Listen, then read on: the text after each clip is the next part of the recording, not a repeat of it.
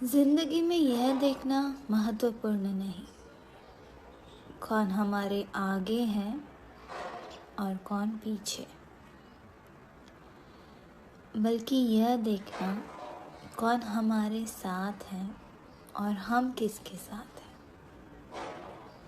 जुड़ना बड़ी बात नहीं, जुड़े रहना बहुत बड़ी बात है।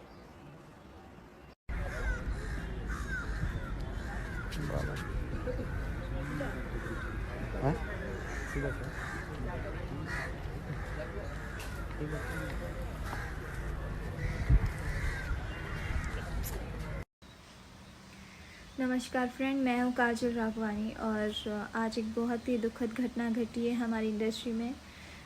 हमारे भोजपुरी के महान, कामना करती हूँ कि आप जहाँ कहीं भी हो खुश रहें, दुख की घड़ी से उभरने की हिम्मत दें।